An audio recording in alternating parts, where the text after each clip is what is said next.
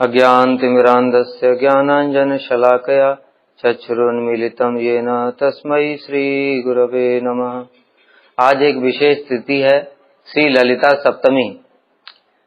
श्रीमती राधा रानी जो कि कृष्ण की पूर्ण शक्ति हैं, वह कृष्ण के लीला विलास के लिए अपने 8 भावों को 8 सखियों के रूप में प्रकाशित करती हैं। उसमें से अष्ट प्रधान सखियां जो हैं, उनमें से ललिता जी प्रधान हैं। उनमें से ललिता, विशाखा, इंदुलेखा, चंपकलता, चित्रा, रंग देवी, सुदेवी इत्यादि, तुंग विद्या, ये अष्ट सखियां हैं। उसमें से भी जो ललिता सखी हैं, इन अष्ट सखियों में भी प्रधान हैं। उनका जो जन्म है वो करेहला ग्राम में हुआ था। ब्रज में एक स्थान है। बाद में उनके पिताजी उस स्थान को छोड़ करके ऊंचा गांव चले गए थे, जहां पर सखीगिरी पर्वत है। तो ललिता जी जब छोटी थी तो सखियों के साथ वहीं पर खेलती थी।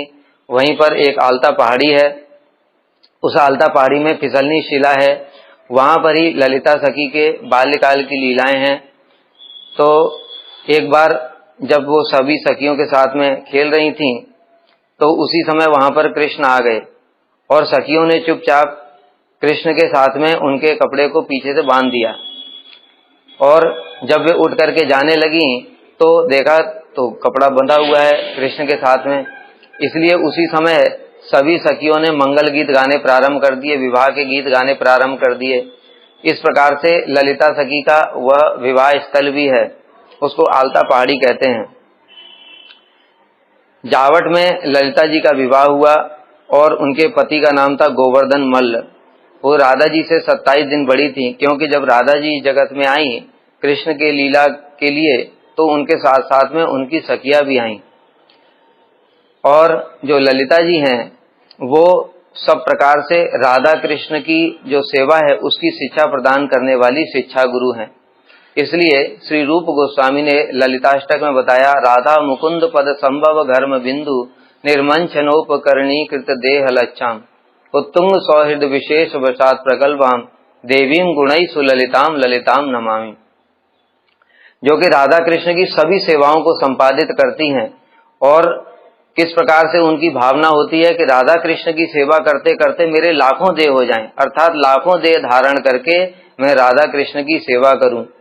और सब समय वह राधा जी के पक्ष की ही हैं, अर्थात जब राधा कृष्ण दोनों में कुछ भी बात होती है तो वो राधा जी का ही पक्ष लेती हैं। इस प्रकार से उनका जो भाव है वह राधा जी के पक्ष में ही है। और राधा और कृष्ण दोनों को ही प्रेम की शिक्षा प्रदान करती हैं।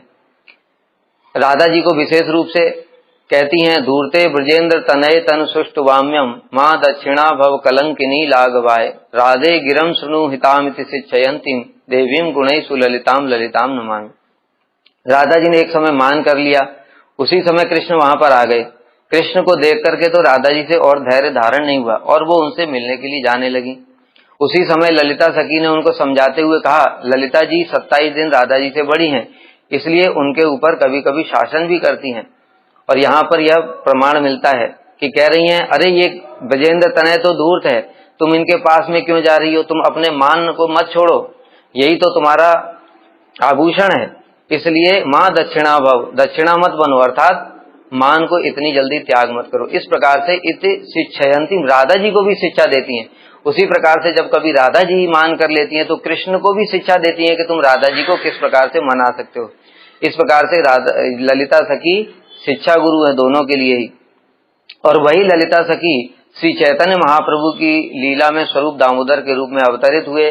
और जब श्री महाप्रभु गंभीरा में उन भावों को, राधा जी के भावों को आस्वादन करते थे, उस समय श्री स्वरूप दामोदर गोस्वामी राधा जी के भावों को, क्योंकि जानने वाले हैं वो उनकी ललिता सखी हैं, इसलिए राधा जी के भावों के अनुसार ही उनको श्लोक बोल करके राधा जी के भावों का आस्वादन कराया करते थे। और महाप्रभु के जितने भी परिकर हैं उन सब में श्री स्वरूप दामोदर गोस्वामी ही प्रधान हैं, जो कि ब्रज की लीला में ललिता सखी हैं।